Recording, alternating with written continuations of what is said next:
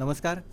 महाराष्ट्र शासनानं धर्मस्वातंत्र्य विधेयक संमत केलेलं आहे आणि राष्ट्रपतींनी त्याला कालच संमती दिलेली आहे.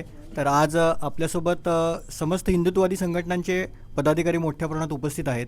तर या कायद्यामुळं हिंदू समाजाला निश्चित कोणता लाभ होईल आणि त्यामुळं पुढची हिंदू समाजाची भूमिका कशी असेल हे सांगण्यासाठी आज सकल हिंदू समाजाचे धवलसिंह मोहिते पाटील आपल्याबरोबर आहेत. आपण सरांना विचारूया की या कायद्यामुळे नेमका हिंदू समाजाला कसा लाभ होईल. सर्वप्रथम महाराष्ट्र राज्याचे मुख्यमंत्री आदरणीय देवेंद्रजी फडणवीस साहेबांचे मनापासून आभार मानतो, कारण त्यांच्या प्रयत्नातून हा धर्मस्वातंत्र्य कायदा या ठिकाणी पारित झालेला आहे.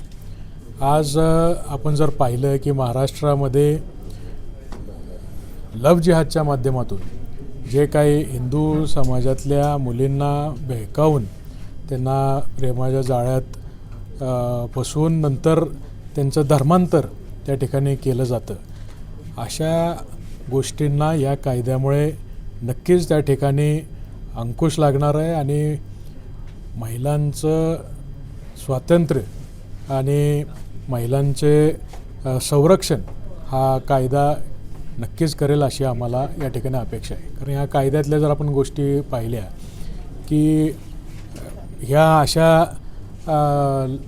लग्नांच्या माध्यमातून होणाऱ्या मुलांना त्यांची जो धर्म आहे तो त्याच्या आईचा राहणार आणि धर्मांतर करतानासुद्धा जे अटी आहेत आणि ज्या शर्ती आहेत ते नक्कीच मला वाटतं हिंदू मुलींना भविष्यामध्ये न्याय मिळवून देतील आणि लव्ह जिहादच्या प्रकरणाला रोख लागण्यासाठी फार मोठा त्याच्यामध्ये आम्हाला बेनिफिट मिळणार आहे.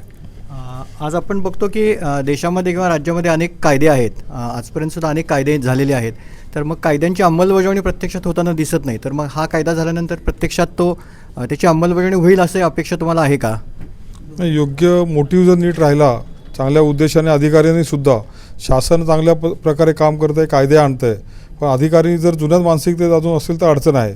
पण अधिकाऱ्यांना त्या संबंधित अधिकाऱ्यांनी ह्या कायद्याचं योग्य प्रकारे पालन करावं, सर्व प्रकारच्या कायद्याची अंमलबजावणी व्हावी यासाठी समाजाने सुद्धा पाठपुरावा केला पाहिजे. आपल्या सगळ्यांचं लक्ष त्यावर राहील आणि ते होण्यासाठी नक्की सगळेजण प्रयत्न करतील. आज आपल्याकडं बोलण्यासाठी बाबा पण उपलब्ध आहेत. तर या कायद्याबद्दल बाबा तुम्ही काय सांगाल? अशा प्रकारचं जे काही कृत्य जर महाराष्ट्रात घडत असेल आणि कुठं निदर्शनास येईल तर त्याच्यासाठी त्या पीडित आमच्या भगिनींच्या पाठीशी सकल हिंदू समाज महाराष्ट्र राज्य हा 100% उभा राहणार आहे.